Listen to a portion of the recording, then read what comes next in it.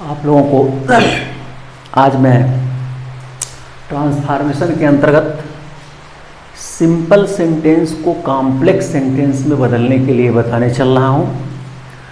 Simple sentence को complex sentence में बदलना, तो कॉम्प्लेक्स सेंटेंस में बदलने के लिए या तो नाउन क्लॉज बनेगा या एडजेक्टिव क्लॉज बनेगा या एडवर्ब क्लॉज बनेगा। तीनों में से कोई एक बन जाएगा तो वो कॉम्प्लेक्स सेंटेंस हो जाएगा। तीनों में से कोई बनेगा, सबऑर्डिनेट क्लॉज हो जाएगा और सबऑर्डिनेट क्लॉज हो जाएगा तो कॉम्प्लेक्स सेंटेंस हो जाएगा। अब इसके अंतर्गत मैं आपको उदाहरण दे रहा हूँ, बताने चल रहा हूँ। सबसे बेसिक बात पहले तो ये है, दो चीज़ें। पहली बात तो ये है कि ये ट्रांसफॉर्मेशन के अंतर्गत जो कॉम्प्लेक्स, कंपाउंड और सिंपल है, ये तभी समझ में आएगा जब पूरा सिंथेसिस आप पढ़ लेंगे। इसलिए सिंथेसिस भी डाला गया है। पहले आप सिंथेसिस को पढ़ लीजिए, तब इसे पढ़िए। दूसरी जो बेसिक चीज़ है वो ये है कि हम सिंपल सेंटेंस से कॉम्प्लेक्स सेंटेंस बनाने चल रहे हैं। तो सिंपल सेंटेंस का मतलब ये होता है कि जहाँ एक वाक्य हो, एक क्रिया हो, एक कर्ता हो। और जब हम कॉम्प्लेक्स सेंटेंस बनाएंगे तो कॉम्प्लेक्स सेंटेंस का मतलब यह होता है कि दो वाक्य हों और वो सबऑर्डिनेटिंग कंजंक्शन से जुटे हों। तो दो वाक्य हों और वो सबऑर्डिनेटिंग कंजंक्शन से जुटेंगे तो चाहे नाउन क्लॉज बनेगा, चाहे एडजेक्टिव क्लॉज बनेगा, चाहे एडवर्ब क्लॉज बनेगा। तो मैं नाउन क्लॉज कैसे बनेगा ये बताने चल रहा हूँ। अगर आप सिंथेसिस पढ़े होंगे तो उसमें पढ़े होंगे, आसानी से समझ में आएगा। और चाहे कंपाउंड बनाना हो या कॉम्प्लेक्स बनाना हो, सिंपल से दो वाक्य बनाते हैं और दो वाक्य बना करके उसको कंजंक्शन से जोड़ते हैं। सबऑर्डिनेटिंग कंजंक्शन से जुटेगा तो सबऑर्डिनेट क्लॉज कॉम्प्लेक्स बनेगा, और जब कोऑर्डिनेटिंग कंजंक्शन से जोड़ देंगे तो कोऑर्डिनेट क्लॉज बनेगा, तो कंपाउंड सेंटेंस बनेगा। तो कंपाउंड सेंटेंस तो आपको बता चुका हूँ, कॉम्प्लेक्स के बारे में बता रहा हूँ। अब इसमें नाउन क्लॉज का प्रयोग करके देखिए, पहला वाक्य है। नाउन क्लॉज में आपने पढ़ा है, सिंथेसिस में देखिए है, 5 कार्य होते हैं नाउन के: subject to a verb, object to a verb, object to a preposition, complement to a verb और केस इन अपोजिशन। वही यहाँ भी होगा। आप देखें, पहला उदाहरण है, she is sure of standing first in the class. She is sure, वह सुनिश्चित है, of standing first in the class, कक्षा में प्रथम आने के लिए वह सुनिश्चित है। अब देख रहे हैं, दो वाक्य बनाना है तो एक क्रिया तो इज है और स्टैंडिंग ये पार्टिसिपल का रूप है, तो ये क्रिया का रूप है, ये भी क्रिया बन जाएगा, वाक्य बनेगा। सी श्योर, वह सुनिश्चित है, एक वाक्य है, क्लॉज है तो वाक्य बनेगा। तो इज अपूर्ण क्रिया है तो अपूर्ण क्रिया का आगे पूरक है। सी श्योर, वह सुनिश्चित है, क्या सुनिश्चित है? आप standing first in the class, कक्षा में प्रथम आने के लिए सुनिश्चित है। यानी वह सुनिश्चित है, क्या सुनिश्चित है? कि वह कक्षा में प्रथम आएगी, यही बन जाएगा। She is sure that she will stand first in the class. She is sure that she will stand first in the class, बन गया। दूसरा है, no one knows his name, कोई भी उसका नाम नहीं जानता है। तो एक क्रिया नोज तो है ही है, अब एक क्रिया आपको लाना पड़ेगा। No one knows his name, कोई उसका नाम नहीं जानता है। नोज मुख्य क्रिया है और ये जो है ट्रांजिटिव वर्ब है। पूछिए, इसका ऑब्जेक्ट है नो वन नोज, कोई नहीं जानता है, क्या नहीं जानता है? हिज नेम, उसका नाम। कोई नहीं जानता है, क्या नहीं जानता है? हिज नेम, उसका नाम। अब हिज नेम को एक वाक्य बना दीजिए और जोड़ दीजिए कंजंक्शन से, हो जाएगा। तो नो वन नोज, कोई नहीं जानता है, क्या नहीं जानता है? कि क्या उसका नाम है। नो वन नोज, कोई नहीं जानता है, क्या नहीं जानता है? कि क्या उसका नाम है। तो कि क्या के लिए क्या लग जाएगा? व्हाट। तो हो जाएगा no one knows what his name is. No one knows what his name is. देखिए, व्हाट, वेयर, वाई जब भी कंजंक्शन लगेंगे तो उसके आगे वाला वाक्य अफर्मेटिव में होगा, यानी his name is. His name कर्ता हो गया, इज क्रिया हो गया। तो no one knows what his name is.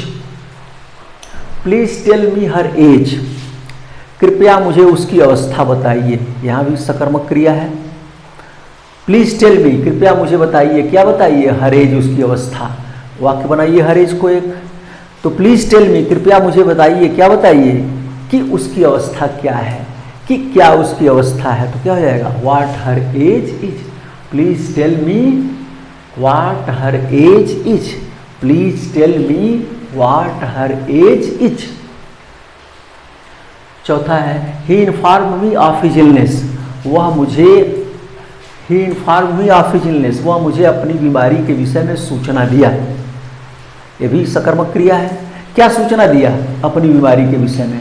तो क्या हो जाएगा, प्लीज ही इन्फॉर्म मी, वह मुझे सूचना दिया। क्या सूचना दिया, कि वह बीमार था। तो he inform me that he was ill. He inform me that he was ill. इसके बाद है, हिज सक्सेस इज श्योर, उसकी सफलता निश्चित है।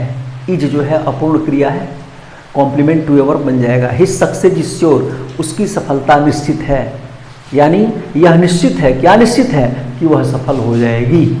तो हो जाएगा इट इज श्योर, यह निश्चित है कि वह सफल हो जाएगा, हिज है। तो क्या हो जाएगा, it is sure that he will succeed. It is sure that he will succeed बन गया। और इसको object subject to a verb से भी बना सकते हैं, जैसे that he will succeed is sure. That he will succeed is sure, ये जो है सब्जेक्ट टू ए वर्ब से बन गया। और ये कॉम्प्लीमेंट टू ए वर्ब से बना है, that he will succeed is sure. Tell me his birth place, मुझे उसका जन्म स्थान बताओ। Tell me his birth place, मुझे उसका जन्म स्थान बताओ। तो क्या बनेगा, टेल मी, मुझे बताओ, क्या बताओ, कि वह कहाँ पैदा हुआ था। तो हो जाएगा tell me where he was born. Tell me where he was born बन गया। तो इस प्रकार आप इसे बना सकते हैं। एक आध उदाहरण और भी मैं आपको दे रहा हूं, आगे देखिए। हाँ देखिए अगला उदाहरण, the news of his coming is not true. The news of his coming is not true, समाचार ऑफ हिज कमिंग, उसके आने का सत्य नहीं है। केस इन अपोजिशन से बनेगा समाचार की व्याख्या, और ये समाचार क्या है, कि वह आएगा, और ये समाचार सही नहीं है। तो आप बनाएंगे द न्यूज दैट, आप सिंथेसिस में पढ़े होंगे कि case in apposition the news का है ये, तो उसके पास ही रहेगा the news that he will come comma is not true. The news that he will come is not true. ऐसे ही ये भी है, the report of her failure has surprised us all. The report of her failure, उसकी असफलता की report, सूचना जो है सरप्राइज्ड अस ऑल, हम सभी को आश्चर्यचकित कर दिया है। तो क्या हो जाएगा, जो रिपोर्ट है वो क्या है, उसकी असफलता है। ये भी केस इन अपोजिशन है, तो इसको भी वैसे ही बनाइए। तो क्या हो जाएगा, the report that she had failed had surprised us all. The report that she had failed, या the report that she failed, या the report that she has failed has surprised us all बन जाएगा। ऐसे ही है, his coming is certain, उसका आगमन निश्चित है। हिज कमिंग इज सर्टेन, उसका आगमन निश्चित है। इज अपूर्ण क्रिया है, कॉम्प्लीमेंट टू ए वर्ब से भी बन जाएगा, ऑब्जेक्ट और सब्जेक्ट टू ए वर्ब से भी बनेगा। तो क्या हो जाएगा, it is certain that he will कम।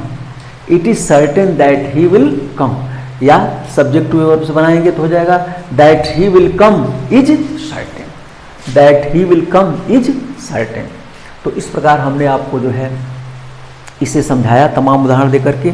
दो चार और देख लीजिए, सुन लीजिए, ज़्यादा क्लियर हो जाएगा, और उसके बाद तब इसे समाप्त करूंगा। जैसे the servant admitted his mistake, the servant admitted his mistake, नौकर ने अपनी गलती स्वीकार किया। यानी नौकर ने स्वीकार किया, ऑब्जेक्टिव वर्ब से बनेगा। क्या स्वीकार किया? कि वह गलती किया था या वह गलत था। तो the servant admitted that he did mistake, या the servant admitted that he had mistaken. I do not know his name, मैं उसका नाम नहीं जानता हूँ। तो क्या हो जाएगा? आई डू नॉट नो, मैं नहीं जानता हूँ। क्या नहीं जानता हूँ? कि उसका नाम क्या है। What her name is, I do not know what his name is.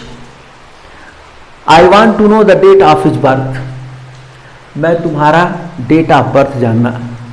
I want to know the date of his birth, मैं उसका डेट ऑफ बर्थ जानना चाहता हूँ। तो आई वॉन्ट टू नो मैं जानना चाहता हूँ। क्या जानना चाहता हूँ? कि उसका डेट ऑफ बर्थ क्या है। What his date of birth is, या I want to know when he was born, मैं ये जानना चाहता हूँ कि वह कब पैदा हुआ था। टेल मी द ट्रूथ, मुझे सच्चाई बताओ। क्या हो जाएगा? Tell me what the truth is, tell me मुझे बताओ कि सच्चाई क्या है। What the truth is. I know his profession, मैं उसका व्यवसाय जानता हूं। मैं जानता हूं, क्या जानता हूं? कि क्या उसका व्यवसाय है, या कि उसका व्यवसाय क्या है। तो क्या हो जाएगा? I know what his profession is. एक बात याद रखिए, व्हाट, वेयर, हाउ, व्हेन जब भी कंजंक्शन बनेंगे, जुटेंगे, तो इसके बाद वाक्य अफर्मेटिव आएगा। ये बहुत ध्यान रखिएगा, ये गलती ना हो। जैसे आई नो हिज प्रोफेशन, मैं उसका व्यवसाय जानता हूं। तो आई know what his profession is, ये होगा। और अगर आप ऐसे बना दिए आई know what his profession, what is his profession, तो गलत हो जाएगा। व्हाट इज हिज प्रोफेशन तो इंट्रोगेटिव वाक्य हो गया, गलत हो गया, याद रखिए। इसलिए व्हाट के बाद कंजंक्शन हो गया, बाकी वाक्य को अफर्मेटिव बनाइए, माने कर्ता को पहले लाइए, क्रिया को बाद में ले जाइए, तो हो जाएगा I know what his profession is.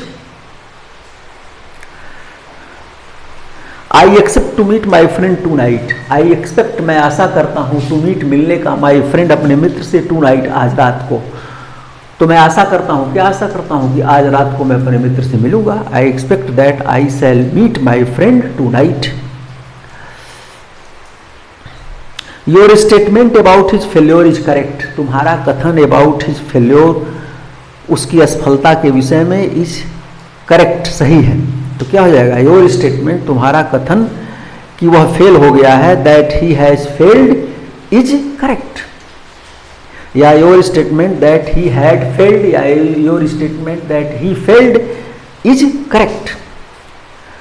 The news of his death is true, उसके मृत्यु का समाचार सही है।